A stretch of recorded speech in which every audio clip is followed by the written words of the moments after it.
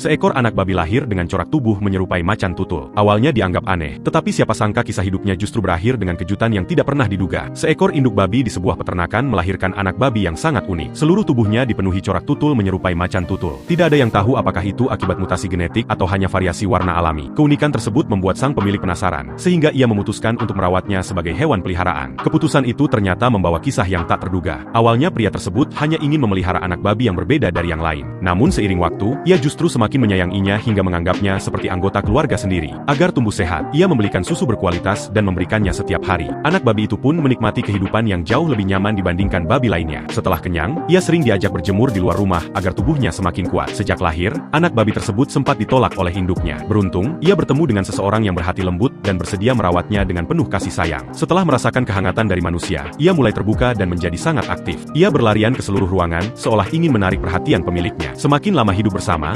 seluruh anggota keluarga benar-benar menganggapnya sebagai kesayangan. Mereka rutin memberinya buah dan sayuran segar, bahkan sering mendandaninya dengan berbagai aksesori lucu. Tingkah lakunya yang menggemaskan berhasil mencuri hati semua orang di rumah. Meski banyak tetangga merasa aneh melihat seekor babi diperlakukan layaknya hewan peliharaan, sang pemilik tidak pernah memedulikan pendapat mereka. Justru ia semakin memanjakan babi tersebut. Hampir setiap hari ia mengenakan pakaian atau aksesori lucu. Bahkan saat malam tiba ia memeluknya ketika tidur karena khawatir kedinginan. Lambat laun, anak babi itu memiliki ikatan yang sangat kuat dengan keluarga tersebut.